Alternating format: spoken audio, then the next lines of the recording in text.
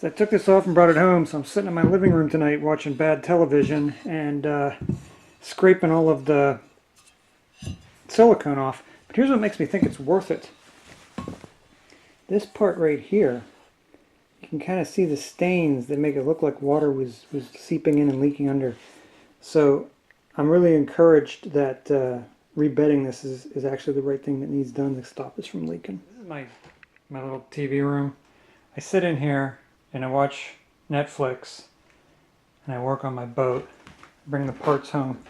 This is my engine control panel, and there's a bunch of work that needs done. I've got it disassembled because I need to close in some of the holes and you know, some things, and I'm eventually just going to redo it and repaint a bunch of it. But I got to thinking about it. Everything I do turns into a debate. Is this even useful? It has the problem that it easily gets clogged, and then if water gets in, it doesn't drain out of little holes. And I was thinking, well, I got to take this off and I'm going to refinish it and maybe open the holes a little wider so it won't have so much problem with clogging, and then put it all back together. And I thought, well, wait a minute. The panel on the other side actually has shelves, and this makes sense to have this piece of wood here so you can put stuff in it. This is a control panel, and down in the bottom, this is where the engine stop lever comes out. I don't know if you really want to be storing stuff in here, and I'm wondering if maybe I should just take that piece of wood out and fill in the holes and not put it back.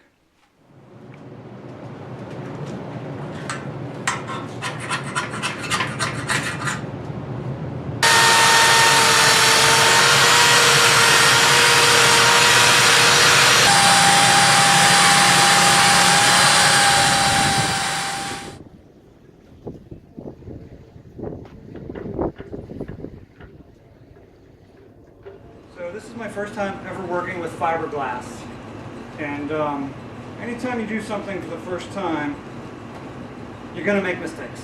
The first mistake I already made before I even started, is the big roll of mat material I bought is too lightweight for most of what I'm going to need it for. It's going to be a pain in the neck because I'm going to have to put more layers than I need.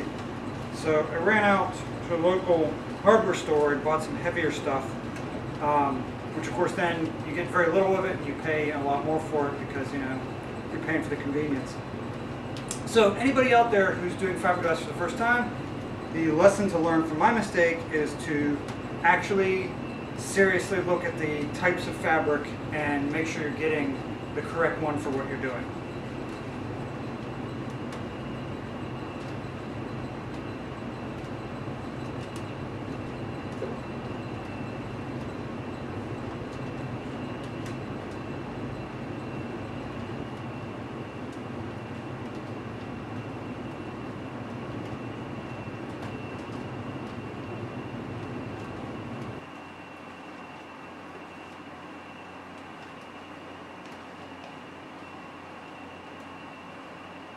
So this stuff's been curing for several hours.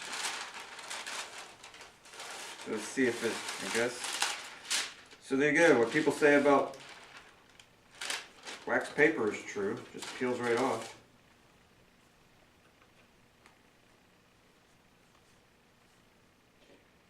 So, kind of what I expected. Not what I originally wanted to do, but what I expected based on what happened is parts came out well.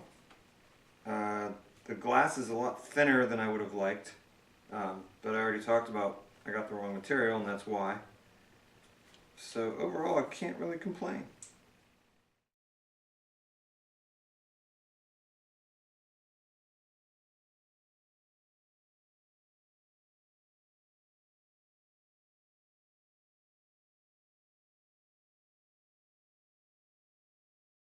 So here you go, Internet. Here's your chance to learn from my mistakes.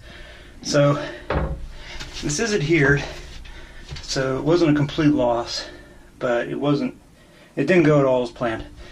Mistake one was I mixed the epoxy way too thin. I didn't add nearly enough thickening agent, and then it ran everywhere.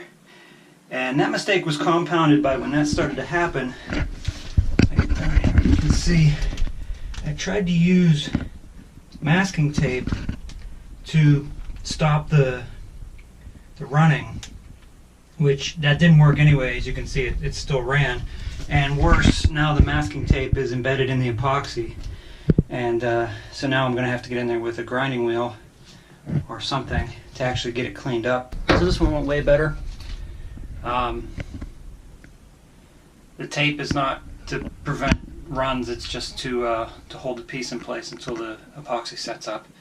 You know, the big key there was thickening it up a lot more. And the other key was to not try to fill the gaps this time around. I'm going to do that as a separate step. So I'm all ready to sand a taper around the old house pipe so I can glass over it.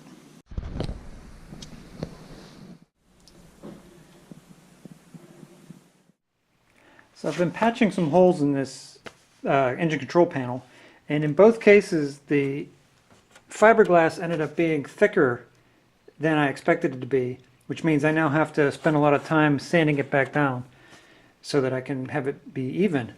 So what I did was I made up these tiny patches with the different types of glass fabric that I have available to me, so I can now measure them, because I really need to be able to get a better idea of how thick these are going to be after they're made up into actual glass.